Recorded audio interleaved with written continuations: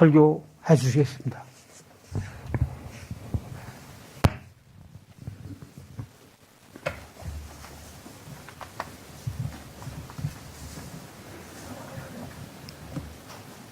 제가 가만히 생각해 보니까 미가서에 나오는 미가서 7장 7절 이하 말씀이 있죠.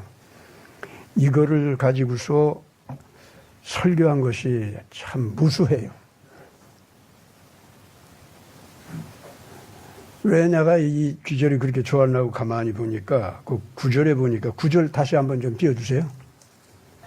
다 같이 좀 봉독합시다. 다 같이 봉독합시다. 내가 여호와께 범죄하였으니 그의 진노를 당하려니와 마침내 주께서 나를 위하여 논쟁하시고 주께서 나를 인도하사 광명에 이르게 하시리니 내가 그의 공의를 보리로다. 여기 지금 무슨 말씀하고 있어요? 예수님께서 내 변호사가 되신대. 어때요?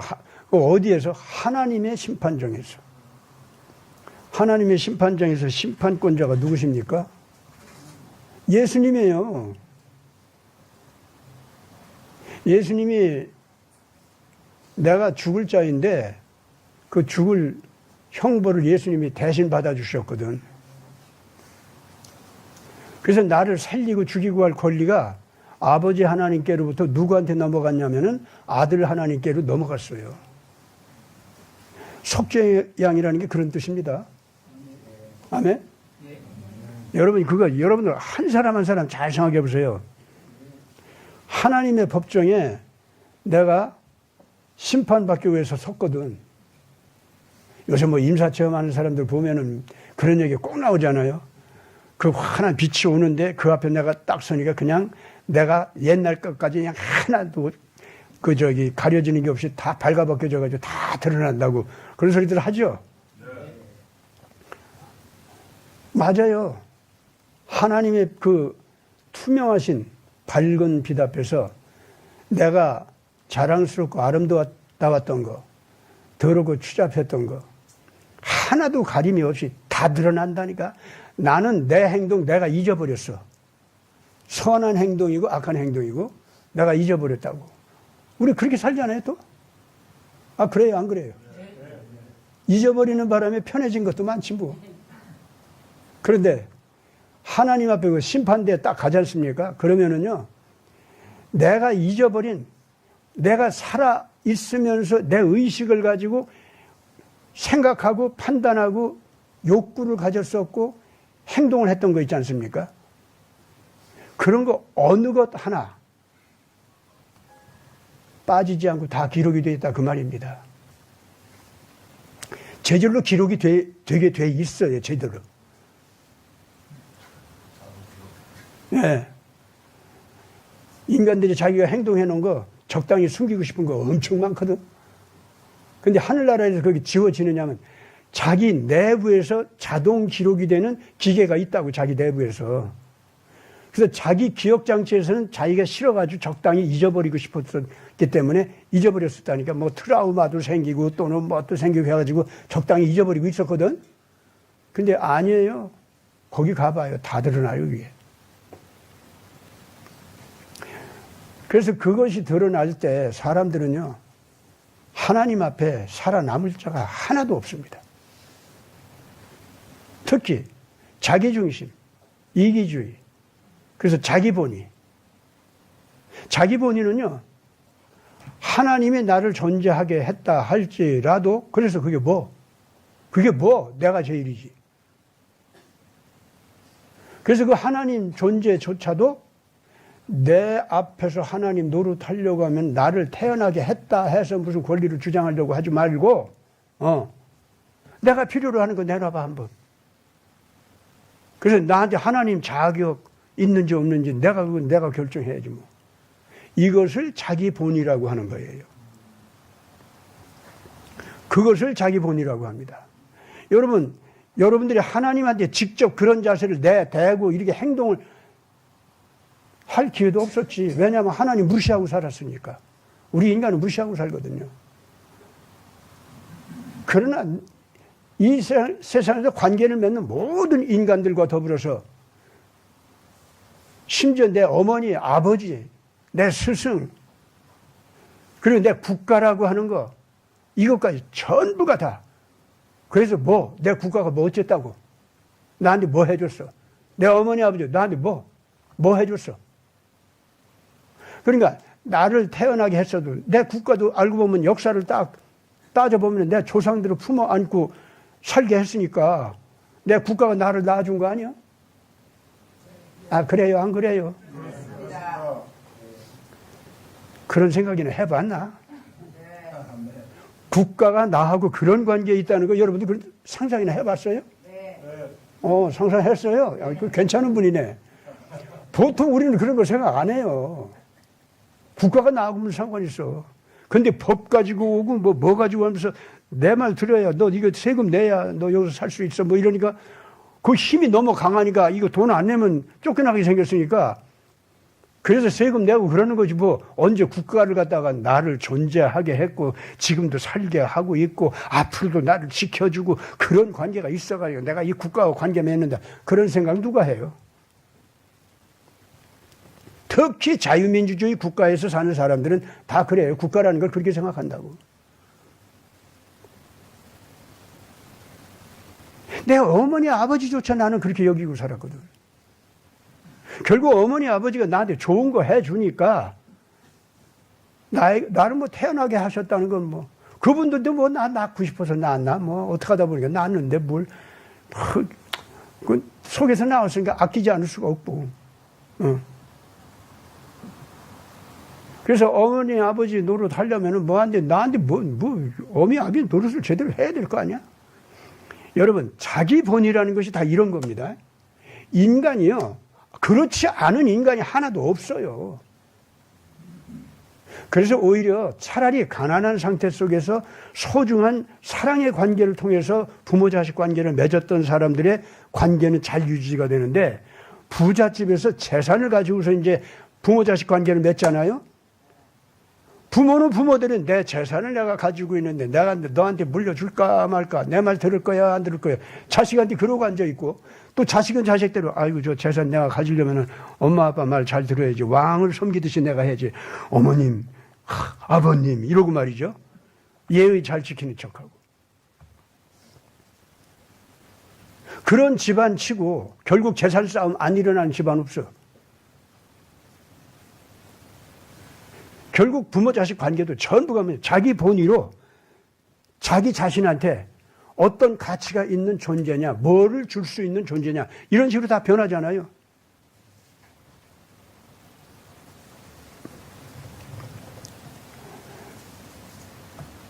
사람이 원죄를 저지른 이후에 자기 본의로 갔다는 거, 이기주의로 갔다는 거 그렇기 때문에 어디까지나 자기중심주의가 된다는 거.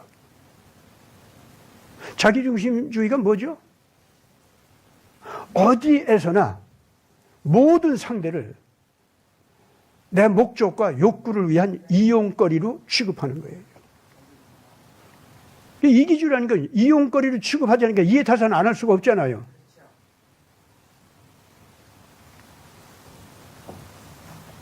그러니까 도덕적인 선을 행해도 사회적으로 봐서 정의라고 하는 것을 행해도 그 동기는 결과적으로 자기 유익을 위해서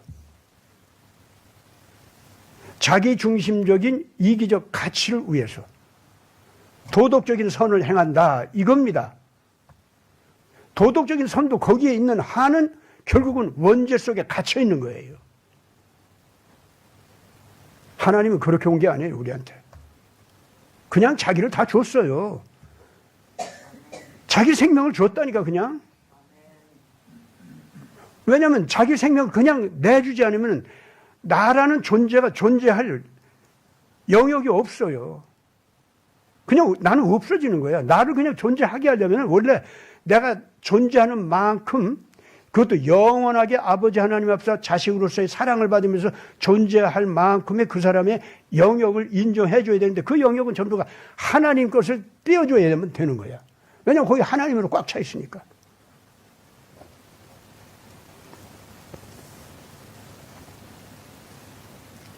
저는요, 이제 근본적으로 이제 이런 걸 좀 깨닫고서는 이제 회개를 하기 시작하게 되는데,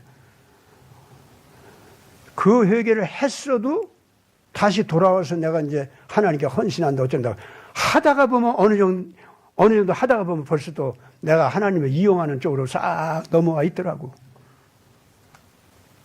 그냥 할 수 없는 죄인이네, 주님. 주님께서 단 한 철에도 나를 갖다가 딱 놓아버리면 난 금방 또 이렇게 원죄 속에 또 빠지니까 주님, 나 한 초도 나를 갖다 내버려 좀 두지 마세요. 너 좀 내버려 두지 않으려고 계속 너하고 나하고 하나가 되려고 내가 가서 너한테 가면은 말이야. 너 왜 이렇게 나를 푸대접하냐? 하나님 말씀 읽는 것조차도 그렇게 인색해. 여기 계신 분들 인색하지 않은 적 있어? 하나님 말씀만 있다면 아이고 너무 좋아. 거기 막 파고 들어갔었어 다들? 아니요, 이거 조금 더 있다가 읽어. 나 이거 바빠. 나 저거부터 처리해야 돼. 그래서 남은 쪼가리 시간 가지고 와서 이러고 들여다보면서 이게 알 수가 없어. 여기는 좀 신화 같아. 내가 믿어도 신화 같은 말이 나오면 조금 내가 부담스럽거든. 하고서 또 쓱 넘어가고.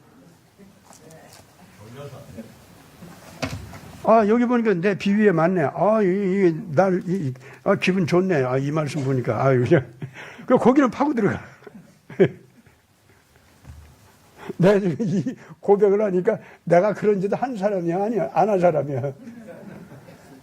나도 다 그래 봤어요. 나 요새는 안 그래, 요새는. 정말 그랬다고요. 여러분, 우리 정말로 자기본의, 자기중심, 이해타산, 이기주의 이거요. 정직하게 언제나 들여다보고 있어야 됩니다. 그게 팍 나오자마자 벌써 적그리스도 영이 거기서 할딱할딱 춤추고 그렇지 요거 맞지 그러고 있다고. 그러면서 하나님의 영을 딱 차단해요. 아가페적인 사랑을 사는 것은 짐이다, 손해보는 거다, 너를 다 내주는 거다, 너는 없어지는 거다, 너는 노예가 된다, 이런 식의 생각이요 그냥 팡팡팡팡 이게 돌아간다니까. 이게 악한 영이야. 이게 아니에요. 아가페 사랑 생명 자체입니다.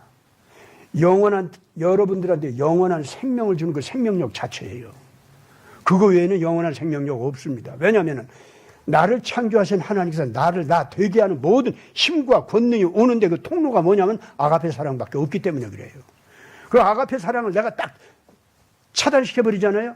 즉각적으로 내 피가 잘 돌아가는 거, 세포가 제대로 잘 돌아가는 거, 예?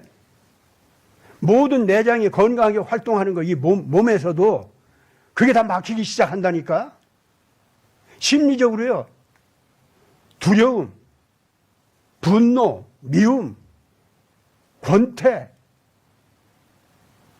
내가 나인 걸 싫어하는 거, 쾌락 속에 늪에 빠졌다가 그냥 짜증나고 화딱지근해서 다 부숴버리고 싶은 거. 이런 식의 인간이 자기 몸으로 있는 거, 자기 영으로 있는 것 자체를 갖다가 귀찮게 여기고 짐으로 여기고 짜증스럽게 여기고 싫어가지고 다른 이상한 거에 빠지고 싶어하고 이런 식으로 그 악한 영적인 자세 있잖아요. 그쪽으로 사람을 끌고 가는 거예요. 자기 중심으로 가면 꼭 그렇게 되는 거예요. 자기 중심으로 가면은, 자기 본의로 가면은 이해타산으로 가잖아요. 가면은 그 늪에서 반드시 어디에 이르게 되냐면 내가 나인 것이 권태로워져요. 아시겠습니까?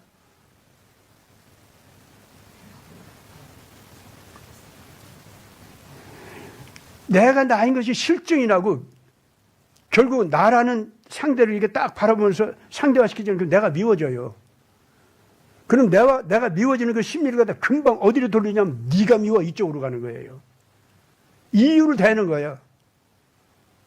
나한테 충성하면 저게 나를 죽이려고 하지. 저거 없애버려야 돼. 이런 식으로 나한테 목숨 걸고 충성하는 사람까지 죽이려고 한다니까 내가. 그런 식으로 내가 나인 걸 싫어하는 심리가 되면은 나를 아끼고 사랑하는 사람도 그냥 죽이고 싶어, 그냥. 사람이 그렇게 되는 거예요. 그게 티베리우스 황제였어요. 그게 바로. 예수님 당시에 로마 황제 있죠? 그 티베리우스. 그 작자가 쾌락살인광이었어요. 결과적으로 세아누스라고 하는 자기의 가장 충성스러운 부하. 이 사람이 황제 권세와 권위를 갖다 지켜주면서 로마 제국 황제 가운데서 가장 그 황제로서의 권력을 제대로 누릴 수 있도록 도와준 부하였는데, 이만큼 나한테 가까이 오다 보니까 세아누스가 티베리우스 황제 다음에 강력한 권력자가 됐어. 로마 제국 내부에서. 그래서 제2인자가 된 거야. 요 2인자가 요거 된 거 왜 그랬지? 나 죽이고 지가 이제 1인자가 되려고 이게 죽여 없애버려. 그게 이유 없이 그 사람을 죽이고 싶은 충동이 일어나는 거예요. 자기한테 충성하면 할수록 자기는 다른 마음은요, 저게 나한테 죽이려고 나한테 가까이 오는구나, 점점. 이러고 미치광이 같이 봤다니까? 이게 전부가 어디서 오냐면은 자기가 자기 자신의 상태를 권태롭게 여기고 싫어하는 사람들이 차마 지가 저를 미워하는 자리에 있을 수가 없으니까 남을 미워하는 쪽으로 가고 남을 의심하는 쪽으로 가는 거다, 그 말입니다. 이 말까지 하니까 목사님 저 얘기하는 것이 나는 아닌 것 같은데, 난 거기까지 간 거 아닌데, 그런 사람도 있고, 예. 또 어떤 사람은 좀 무서운 사람도 있을 거예요. 저거 나 얘기해. 나 진짜 그런데. 이런 사람도 있을 겁니다. 특히 사이코패스하고 소시오패스 있지? 이 인간들은 지금 내가 하는 얘기 들으면요, 제일 무서워할 겁니다. 제일 무서워할 거예요. 독재자들. 제일 무서워할 거예요. 왜냐하면 자기 속이 지옥이니까. 자기가 자기를 바라보면 바라볼수록, 나 잘생겼다. 내가 세상에서 제일 영웅이지. 머리도 제일 좋지. 내가 얼마나 잘났어. 너들 감히, 나는 신이야, 너들 앞에. 그러고 있는 자들 있잖아요. 그 작자들의 속으로 깊이 들어가 보면 자기 자신에 대한 권태가 그렇게 있어요. 사람이 상태로 왔다 갔다 하는 거 있잖아요. 그 짜증나고 귀찮고 화딱지근하고 다 쳐버리고 싶고. 왜 다른 사람을 향해서 이쁜 게 그렇게 없어? 멋있게 보이는 게 왜 그렇게 없어? 왜 저만 잘났다고 하고 싶어? 왜 그렇게? 실상은 자기 자신에 대해서 자기가 자기 자신의 상태로 먹고 싸고 잠자고 즐기고 하는 것 자체가요, 그거 즐길 때는 즐기는데 조금 지나서 만족을 하잖아요. 그럼 다 즐길 것도 없어지는 거야. 다 쾌락도 없어지고. 아시겠어요?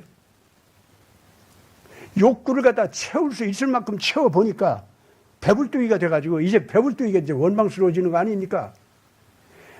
이 사람이 이 심리라고 하는 것이 여러분들 자기 중심으로 간다고 할 때 그거는 사람이 아닙니다. 괴물이에요, 괴물. 그래서 하나님께서 왜 그런 것을 의식할 수 있도록 해 주셨냐 하면은 아가페 사랑으로 오는 그 영적인 자세가, 그러한 상태에서의 삶의 느낌이 얼마나 고맙고 얼마나 평안하고 얼마나 기쁘고 얼마나 끊임없이 가슴을 설레게 하고, 그것이 자기 자신을 바라볼 때도 기쁜 노래가 나오고 다른 사람을 바라본다고 할 때도 기쁜 노래가 나오는 거예요. 이런 감동이 있지 않습니까? 아가페 사랑 안에서만 그게 가능한 거예요. 예. 나와 너의 결합이 진정한 나로구나. 나와 네가 결합해서 우리가 되는 것이 이게 정말로 나로구나. 그렇게 가는 생명의 세계, 생명의 느낌. 그러므로 오늘 여기 예배 드리기 위해서 이 자리에 앉았어도 여러분들 모두가 다 스스로를 잘 봐야 됩니다. 내가 미워하는 사람이 있는가 없는가, 원망하는 사람이 있는가 없는가. 저건 틀렸어. 저건 아무리 고치려도 틀렸어. 아유, 나 저 어떻게 하면 저거 없애버리지? 내 곁에서 좀 잘라냈으면 좋겠네. 이런 것이 있는 사람들, 아직도 그게 남아있는 사람들은 이 아가페 사랑의 생명력을 자기가 받아들이는 데 있어서 뭐가 문제가 있는 거예요. 사람을, 존재를 그렇게 여기고 있으면 문제가 있는 겁니다. 그러나 그 사람이 악한 거, 불의한 거, 사특한 거, 속이기 잘하는 거, 폭력을 쓰는 걸 즐기는 거, 이런 것을 바라보고 이건 아가페의 영의 윤리하고는 전혀 다른 거 아닙니까?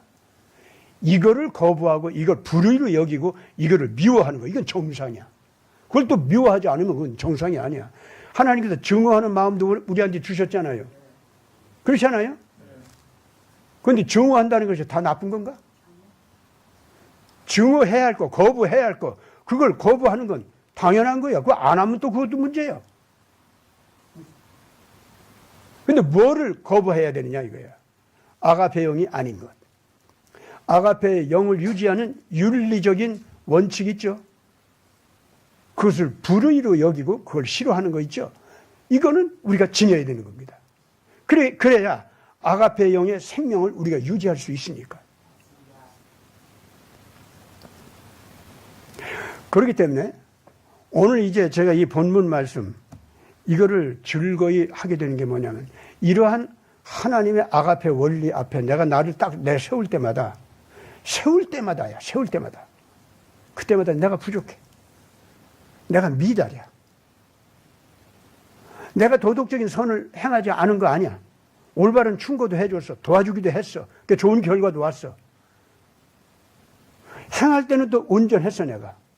근데 돌아와서 딱 보면은 자 내가 이렇게 했으니까 너들 반응이 뭐냐, 나한테 뭐 줄 거냐, 어느새 이제 내가 그렇게 돌아가 있는 거예요. 아시겠어요? 그래서 내가 하나님 앞에 그런 때 그렇게 되다 보니까 내가 선을 행하고 그 사람들 잘 살려주고 이렇게 한 거 있잖아요. 그거로서 나는 기뻤고 보람을 느꼈고 즐거웠는데 그 사람들 되살아나는 거 보고 심지어 나한테 원수처럼 못되게 군 사람들까지도 내가 도와줘서 이렇게 세워주니까 막 울면서 잘못했다고 빌면서 내가 새 사람 되겠습니다.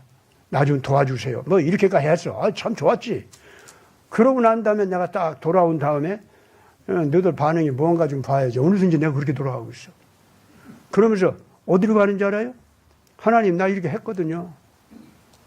주님 그러면 이제 나 이 돈 고생 좀 그만 좀 하게 하시지 이제.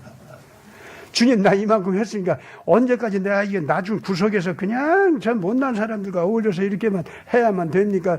주님 나 좀 잘난 사람들 통해서 나도 삐까뻔쩍 좀 지나게 편하게 좀 지나게 해주세요. 어느새인지 인간이 그렇게 된다고요.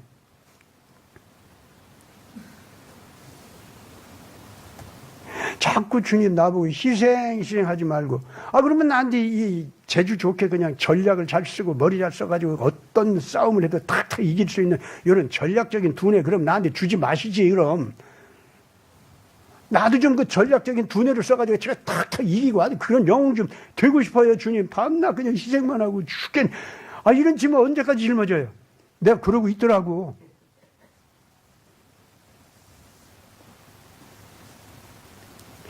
우리가 그거 알아야 됩니다. 사람이 이 세상에서 어느 정도 깨어나가지고 선을 행하고 의를 행해도요.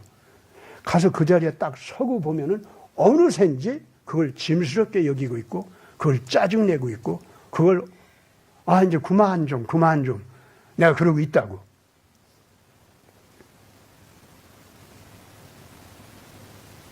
예수님같이 십자가 짊어지기까지 온전하게 사랑과 의를 실천하는 것을 지켜나가는 인격이 못 되더라고 내가.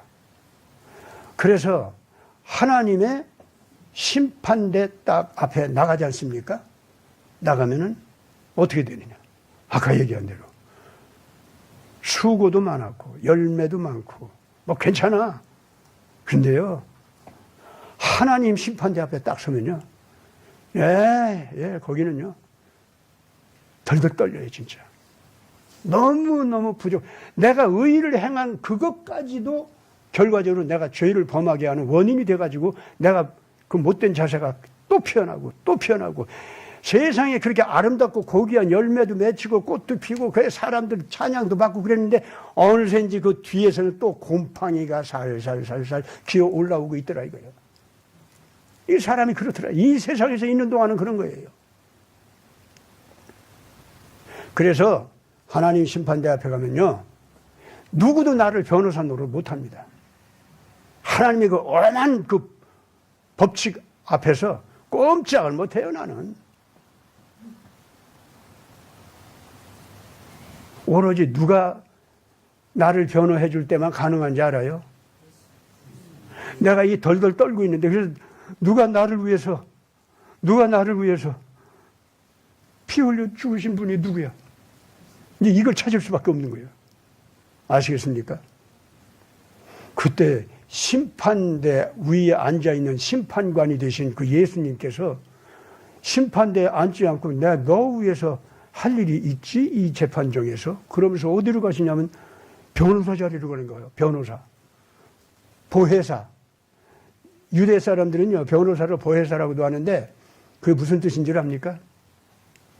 그냥 법적으로 해석할 때 내가 꼭 그렇게 징벌을 받을 만한 범죄를 저질렀다고 볼 수가 없습니다 하고 하는 그런 법적인 해석만 해주는 거 있죠. 변호사 기능은 다 그거 아닙니까? 그렇죠? 그런데 속죄양 변호사는 그게 아니야. 내가 하나님의 법 앞에서 이제는 징벌을 받을 수밖에 없는데 그 징벌을 대신해서 받아준 사랑의 희생자가 있다 그 말이에요. 그런 자가 있을 때는 너를 이 형벌에서 놓아준다. 여기서 네가 노인받을 수 있다는 거예요. 그게 하나님의 아가페법이야. 그게 하나님의 심판정에는요, 하나님의 아가페법이 있어가지고 변호인 자리에 앉을 분이 나한테 법적 해석만 해가지고 얘가 이 법에 이러한 죄에 저촉할 수 있는 거기까지는 간 건 아닌데 벌 좀 줄여줍시다 뭐 이런 거 아니에요. 그게 아니고 그냥 이 사람이 범한 죄값을 대신 형벌로 받아주는 분이 있습니다. 그래서 이 사람은 이 죄에서 사함을 받고 용서받을 수 있도록 문을 열어주셔야 합니다. 근데 꼼짝없이 열어줘야 돼.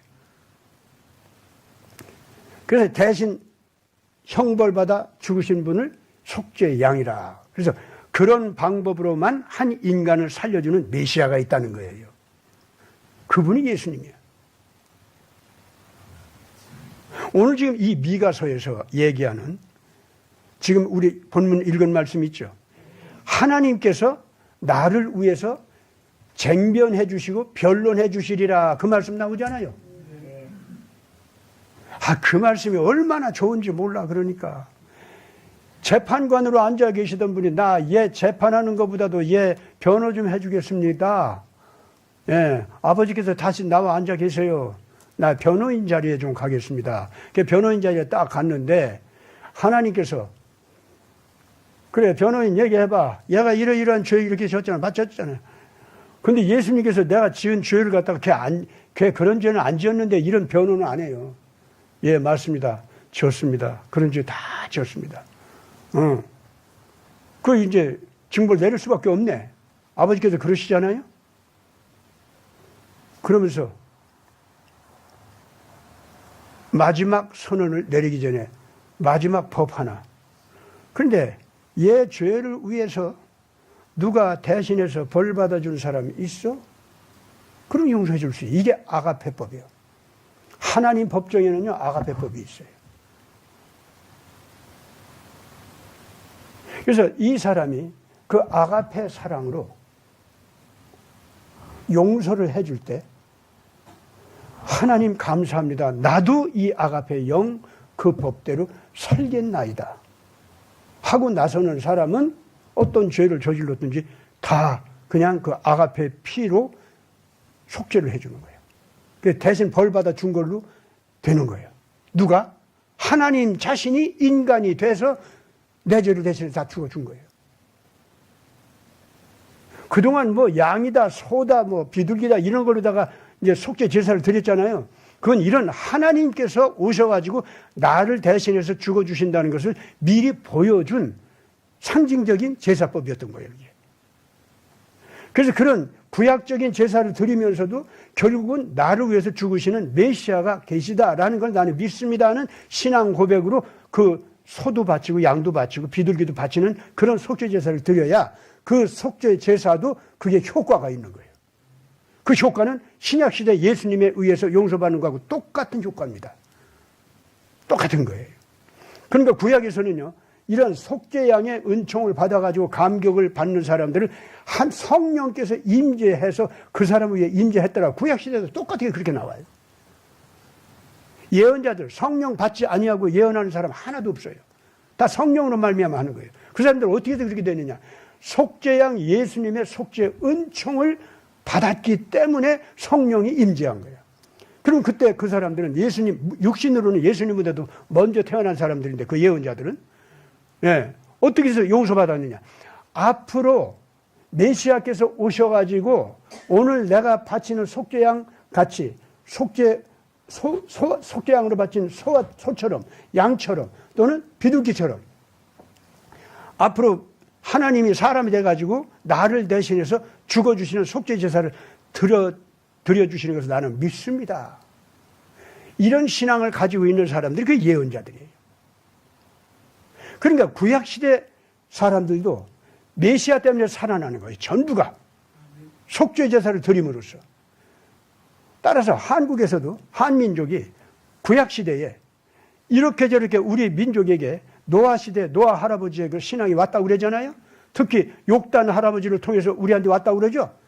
단군하고 욕단하고 같은 것 같아요. 지금 가만히 보니까 요새 뭐 증언들 하는 거 보면. 그렇다고 그 뒤에도 히브리 사람들이 계속 넘쳐왔다고 그랬지 않습니까? 그 보면 우리나라 속에 있는 제사제도라고 하는 것이 지금은 조상 숭배 제사제도로 바뀌었잖아요. 그건 한나라 시대, 중국 한나라 시대, 진나라 시대 그 분서경유 사건이 벌어지고 한나라가 나오면서 이 하나님한테 속죄제사 드리던 걸 갖다가 바꿔버렸어. 그것이 한국에까지 전해져 가지고 지금 우리가 잘못 제사를 드리는 거예요. 부모 제사가 아닙니다. 하나님께 드리는 제사야. 하나님께 드리는 제사는 반드시 구약시대 히브리 사람들과 똑같은 속죄 제사를 드렸던 겁니다. 그게 천재, 하늘의 제사를 드린다. 그렇게 얘기하는 겁니다. 우리가 혈연적으로 이스라엘 사람들과 관계가 있느냐 없느냐 그건 둘째 셋째 문제고 실질적으로 우리가 그 조상 제사가 알고 보니까 천재, 하나님께 드리는 제사였고 그건 속죄 제사였다. 그 속죄 제사였다는 증거가 고인돌이야. 예, 고인돌이 바로 그거예요.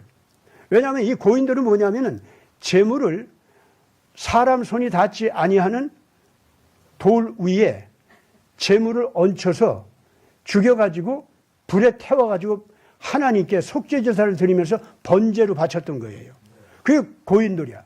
그 고인돌은 그러기 때문에 무슨 무덤이라고 하는데 천만에 고인돌마다 보면은 그 바위가요 지붕처럼 얹혀 있는 그 돌 있잖아요. 그걸 보면 전부가 탄화층이 있어요. 그 위에 뭘 태웠었다는 거예요.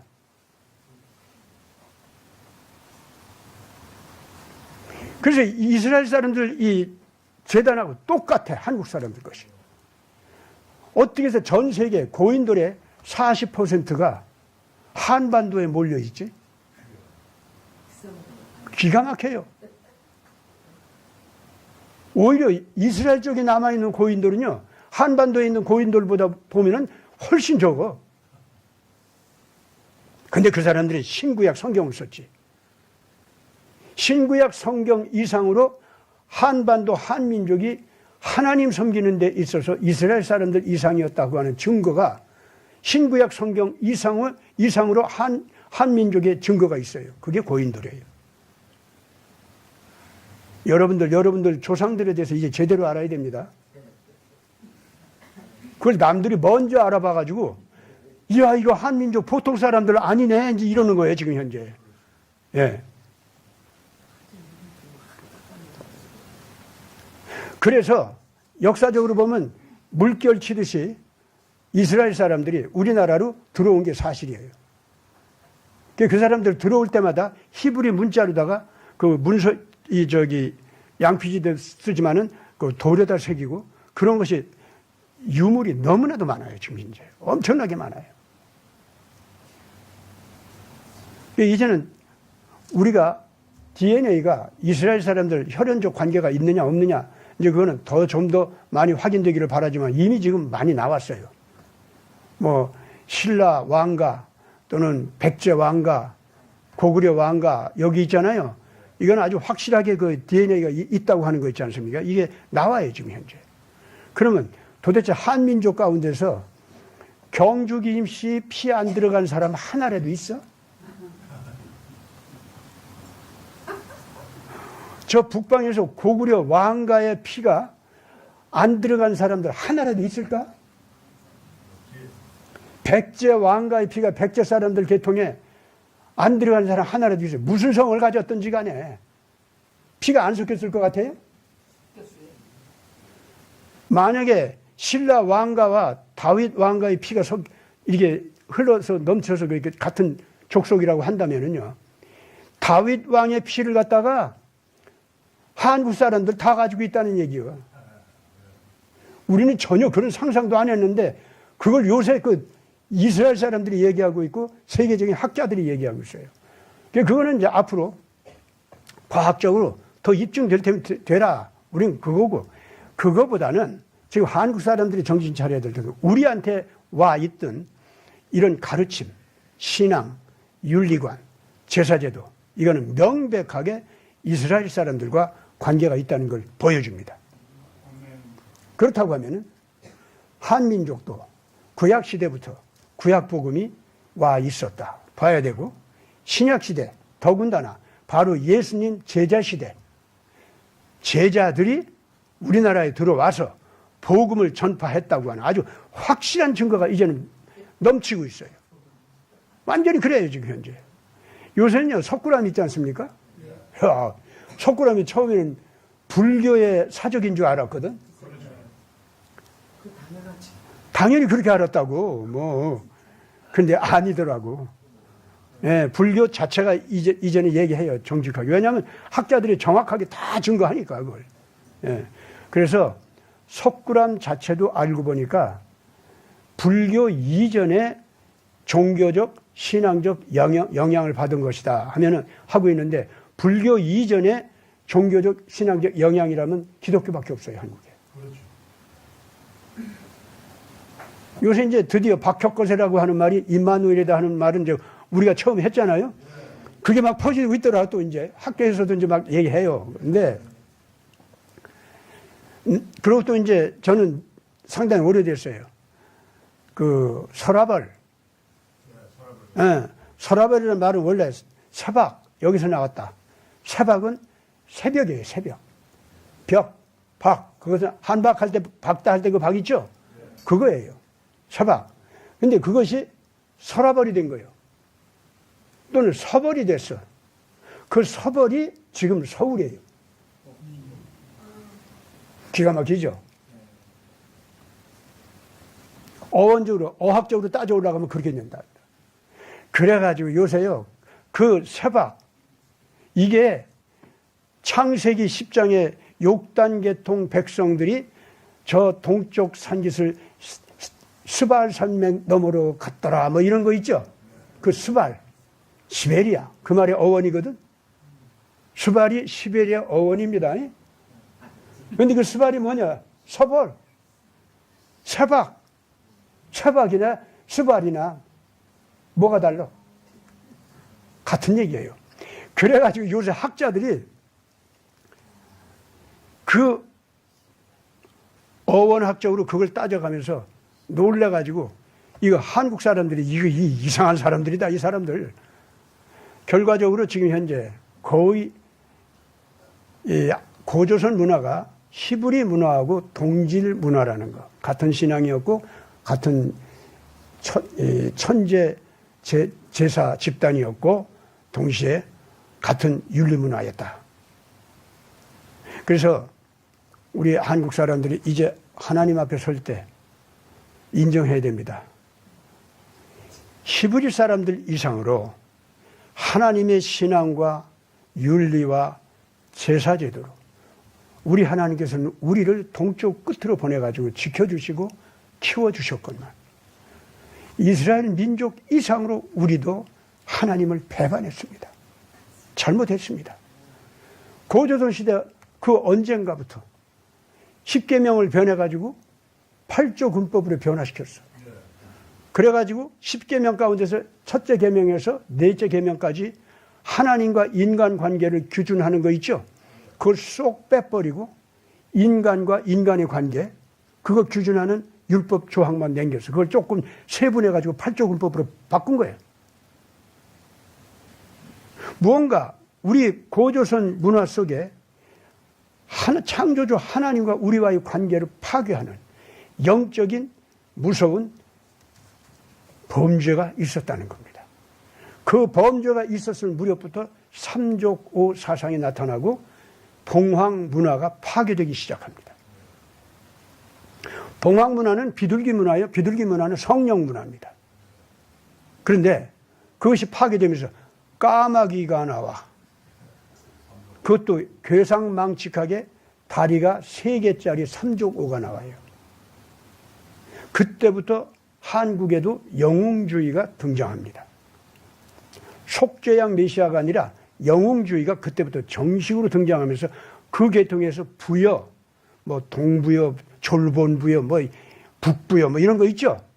고조선 후기에 그게 나오면서 결과적으로 고구려가 나오는 겁니다. 원래 고구려가 삼국 통일했으면 참 좋았는데 거기에 통일 못해요. 하나님께서 그렇게 하지 않습니다. 남쪽에 신앙이 아직도 남아있고 윤리가 남아있기 때문에 남쪽에서 통일하게 하는 겁니다. 하나님께서 역사가 있는 겁니다. 그런데 그 남쪽도 결국은 불교한테 먹혀 들어가. 우리 민족이 그렇기 때문에 그 삼조고가 등장하고 고구려 망할 무렵에 4발 달린 날개 짐승이 있죠? 예. 이 머리도 용처럼 변하고 몸도 뱀비닐이 생기고 그 날개는 있어. 예. 삼조고가 그렇게 변해요. 그러더니 고려로 가니까 이제는 아예 용이 돼버렸어. 그럼 우리 민족이 이 영혼 속에 무시무시한 타락이 있다는 겁니까? 없다는 겁니까? 더군다나 분명히 박혁거세 하면서 박혁거세는 우리가 알기로도 신라 시조가 BC 57년, 54년 그때 신라 세운 거 아니에요? 그래요? 안 그래요? 그러면은 구약시대 마지막 판에 임마누엘이라고 하는 신앙 사상이 우리나라에 전해져 있었다는 겁니다. 그런데 어떻게 예수님 시대, 그 사도 시대에 들어오면서 결국은 도마의 선교 사상과 가르침과 도마까지도 왔다는 증거가 막 남을 정도로 이렇게 크리스찬들이 들어왔는데 호황옥은 분명히 크리스찬이었고 네. 그런데 어떻게 해서 그 초기 삼국시대에 기독교 복음을 갖다가 가져온 그 사람들이 다 사라지고 어떻게 해서 불교로 변했느냐 그 말이에요. 신라 조상들이 뭐 아무리 뭐 다윗하고 관계가 있고 뭐 신앙이 있었고 어쩌고 저쩌고 했던 간에 어쨌든 삼국 통일한 다음에 불교 국가로 변했잖아. 그러고서는 고려한테 넘겨줄 때는 용으로 다 변해버렸잖아요. 뭔가 지금 현재 우리 민족 사회에 영 속에 큰 침해가 벌어졌고 우리도 죄가 있는 겁니다. 아무리 지금 그렇기 때문에 한국이 지금 뭐 붕붕 뜨고 뭐 전 세계적으로 희망을 갖고 어쩌고 한다고 하더라도 우리가 지나간 역사를 바라보면서 우리 자신을 정직하게 회개하지 않을 수가 없어요. 그렇게 놓고 보면 하나님의 이 재판정 앞에 내 개인이 나갈 때도 그렇고 우리 민족적으로 나갈 때도 그렇고 정말로 우리 할 말이 없다니까. 우리는 잘났어. 70년 만에 죽었다가 다시 되살아난 민족이야. 그리고 우리는 평화지향적으로 나가. 우리 착하지. 우리 잘났지. 우리하고 같이 하자. 우리 동반성장하자. 그럼 너희들도 재수 좋게 자라날 거야. 어때? 우리 괜찮지. 요따위로 나가면 안 된다 그 말이지. 아니에요. 지금 우리는 반성해야 됩니다. 회개해야 됩니다. 왜 교회가 왜 저렇게 지금 이 WCC하고 범죄를 저질러 놓고도 왜 자꾸 더 오만하게 나가 왜? 왜 회개할 줄을 모르느냐고. 우리의 이 본질적인 악을 역사적으로 따져보면서 철저하게 우리 자신을 갖다 반성해야 돼요. 그래야 우리 젊은 자녀들이 정말 깨끗하고 정말로 제대로 정결하게 씻은 영과 육으로 다시 일어날 수 있어요. 얘네들이 아무것도 이제 가리킴이 없이 정말 하나님과 당 통해가지고 하늘로 정말 마음대로 날아오를 수 있는 이 길이 열리게 하려면 이 역사적인 거대한 영적인 범죄와 오늘 교회들이 범하는 이 범죄까지도 철저하게 회개할 때 우리가 되살아날 수 있다 이 말입니다. 지금 남들이 우리를 칭찬하고 우리한테 오겠다고 하는 거 있죠. 이거 가지고 붕붕 떠가지고 그러면 내가 얼마나 잘났는데 나 평화지향적으로 갈 거야. 나하고만 가. 그러면 이 지구가 평화롭게 될 거야. 나 잘났지? 꼴값들이야 진짜. 그거 아니에요 지금. 그걸로 인류한테 희망을 줄 수 있는 게 아닙니다 지금 현재. 우리는 철저하게 반성을 해야 돼요 지금 현재. 그렇게 할 때 우리가 철저하게 우리를 정직하게 내놓고 하나님 앞에 우리 민족 조상들도 죄를 많이 범했고 다니엘이 그랬죠. 자기 조상들이 범한 모든 죄가 내 죄입니다. 하나님 내가 잘못했습니다 하고 울었어요 안 울었어요 다니엘이? 오늘 우리가 그렇게 울어야 된다 그 말이지. 예. 그렇게 울면서 하나님 우리를 온전히 세워주시옵소서. 이번 기회에 우리를 온전히 세워주시옵소서. 어째서 문재인이나 저 이재명 같은 이상한 사람들이 나와서 어째서 이 나라 이 이마박 위에 올라서가지고 저들이 왕관 노릇하느냐 말이야. 왜? 이렇게 창피한 노릇이 어디 있어요? 이렇게 더러운 노릇이 어디 있고? 맞습니다. 어쩌다가 이 꼴이 됐어요 우리가? 그건 우리 내면에 있는 이 더러운 죄를 우리가 정직하게 안 바라봤기 때문에 그렇습니다. 철저하게 그걸 갖다 끄집어내서 우리는 반성을 해야 돼요. 우린 내부에 있는 자기본이, 자기중심주의, 이기주의 철저하게 뿌리를 뽑아내야 돼요. 개인적으로도 그렇고 민족적으로도 그렇게 해야 된다 그 말입니다. 김정은이가 그냥 미치광이가 된 거 아니에요. 우리 민족이 이 깊은 영적인 타락의 뿌리, 이게 김정은이 된 거예요. 그게 그 개인으로는 불쌍한 사람이에요. 그러니까 오늘 우리가 이런 자리에 설 때 비로소 예수님이 심판관의 자리에 앉아 있지 않고 어디로 오신다? 변호인의 자리로 딱 오셔가지고 나 그냥 변호인이 아니야 나 보혜사야 이러신다고. 그 보혜사는 곧 성령이시거든요. 근데 왜 성령이 하시는 말씀을 예수님께서 하시느냐? 예수님이 피의 제사를 드려가지고 보혜사가 올 수 있도록 해주셨기 때문에 그 보혜사가 아버지 하나님,